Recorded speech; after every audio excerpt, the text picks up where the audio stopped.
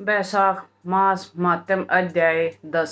हरे कृष्णा, राधे राधे। बैसाख का महीना माँ की तरह बालक का हित चाहने वाला होता है, बहुत ज़्यादा पुण्य देने वाला होता है, अभी की इच्छाओं को पूरा करने वाला होता है।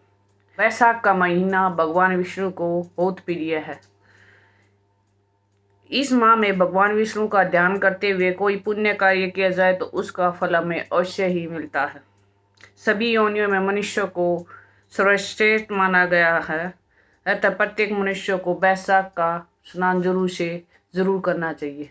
अब श्री गणेश जी महाराज और अपने गुरुदेव को याद करते बैसाख मास मातम अध्याय 10 को सुनते हैं। पान फूल मोदक चढ़े, लड्डू मेवा थाल, सद्गुण हमको दीजिए, हे शिव जी के लाल। बोलो गणेश जी महाराज की जय। गुरु ग्रंथन का सार है, गुरु है प्रभु का नाम, गुरु अध्यात्म की ज्योति है, गुरु है चारों धाम। बोलो गुरु जी महाराज की जय। कल हमने बैसाख मास मातम अध्याय 9 में सूत जी द्वारा ऋषियों को सुनाई गई कथा में ब्राह्मण और यमराज के संवाद को सुना था, जिसमें उसमें पीपल की पूजा, तुलसी की सींचने की पूजा और 3 प्रेतों के बारे में बताया था। आगे की कथा बैसाख मास मातम अध्याय 10 में सुनते हैं, जिसमें बताया गया कि उन प्रेतों का उद्धार कैसे हुआ। बहुत अच्छा प्रसंग है, प्रेम से सुनिए। आगे की कथा शुरू कर। वैशाख नाम वाला प्रेत अपनी और बाकी दोनों प्रेतों के विषय में बताकर चुप हो गया। कुछ देर चुप रहने के बाद वह पुनः बोला, हे विप्र, हम तीनों के प्रेत योनि में पड़ने का जो कारण है वह सब मैंने तुम्हें बता दिया। अब तुम हम लोगों का पाप से उद्धार करो, क्योंकि तुम विद्वान हो। हे साधु पुरुष, सुनो, पुण्यात्मा साधु पुरुष तीर्थों से भी बढ़कर हैं। वे शरण में आए हुए महान पापियों को भी नरक से तार देते हैं। एक मनुष्य जो सदा गंगा आदि संपूर्ण तीर्थों में स्नान करता है, तथा एक अन्य मनुष्य जो केवल साधु पुरुषों का संग करता है, उसमें साधु संग करने वाला पुरुष ही श्रेष्ठ है। अतः तुम स्वयं हमारा उद्धार करो। यह मेरा एक पुत्र है जो धन शर्मा नाम से विख्यात है। हे साधु पुरुष, तुम उसी के पास जाकर ये सब बातें कहो। हमारे लिए इतना परिश्रम करो। याद रखो, जो दूसरों की मदद के लिए परिश्रम करता है उसे उसका फल जरूर मिलता है। वह यज्ञ, दान और शुभ कर्मों से भी अधिक फल का भागी होता है। यमराज कहते हैं, ब्राह्मण, उस प्रेत का वचन सुनकर धन शर्मा को बड़ा दुख हुआ। उसने यह जान लिया कि ये मेरे पिता हैं और जो नरक में पड़े हुए हैं। तब वो स्वयं अपनी निंदा करते हुए बोला, पिताजी, मैं ही गौतम का यानी आपका पुत्र धन शर्मा हूँ। मैं आपके किसी काम ना आया, मेरा जन्म निरर्थक है। जो पुत्र आलस्य छोड़कर अपने पिता का उद्धार नहीं करता, वह अपने को पवित्र नहीं कर पाता। जो संतान इस लोक और परलोक में भी सुख का विस्तार कर सके, वही संतान या तना माना जाता है। इस लोक में धर्म की दृष्टि से पुरुष के 2 ही गुरु हैं, पिता और माता। इनमें भी पिता ही श्रेष्ठ है, क्योंकि सर्वत्र बीज की ही प्रधानता देखी जाती है। पिताजी का क्या करूं, कहाँ जाऊं, कैसे आपकी गति होगी? मैं धर्म का तत्व नहीं जानता, केवल आपकी आज्ञा का पालन करूंगा।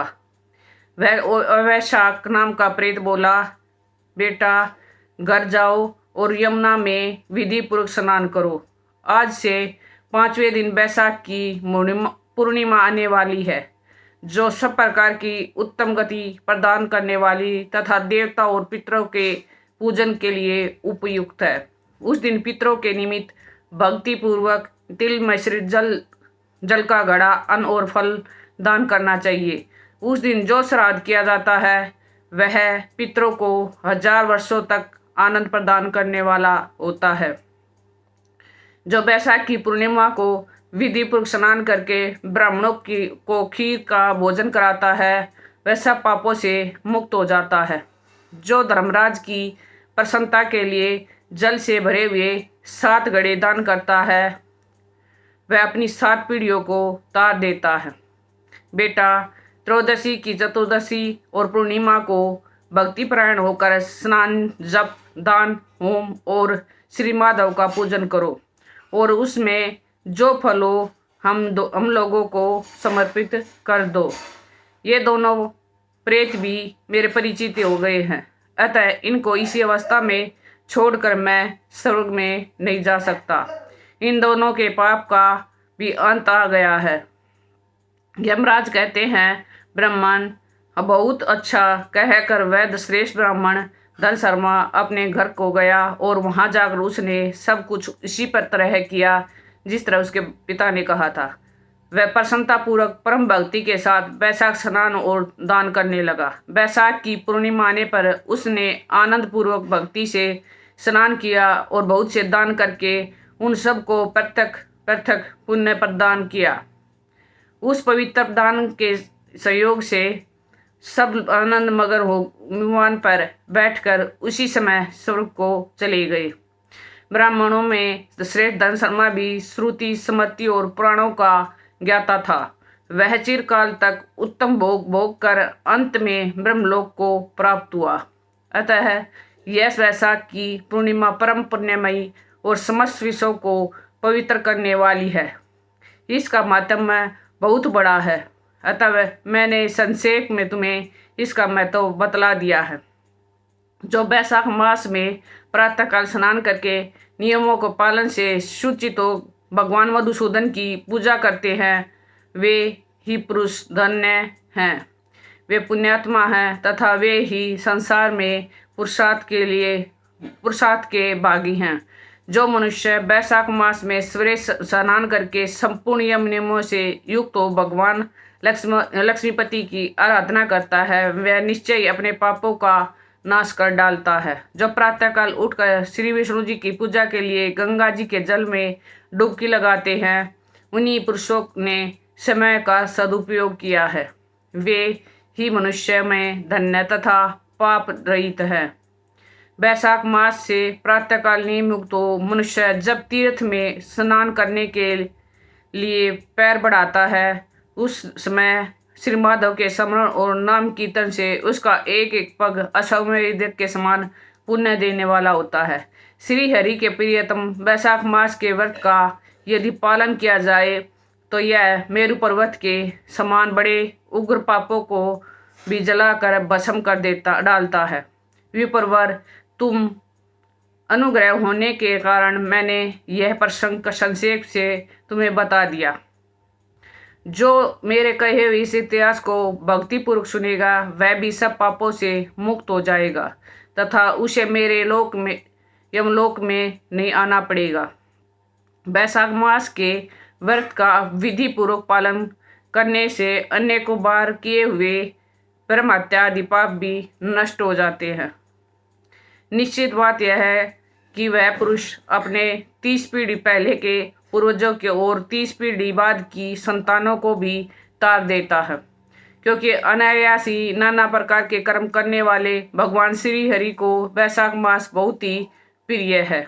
अतः वह सब मासों में श्रेष्ठ है। बैसाख मास माध्यम अध्याय 10 संपूर्ण। अंत में एक बात कहती हूँ, ध्यान लगाकर सुनिए। 7 समुद्रों तक की पृथ्वी भी अगर दान दी जाए तो जितना फल मिलता है वही फल हमें बैसाख मास के महीने में स्नान और दान से मिल जाता है। बैसाख में अन्न दान और जल दान को श्रेष्ठ माना गया है, क्योंकि यह संसार अन्न और जल के आधार पर ही जीवित रहता है। इसलिए हमें ज़्यादा से ज़्यादा इस महीने में पुण्य कर्म करने चाहिए। शास्त्रों में भी कहा गया है, कलयुग केवल नाम आधारा।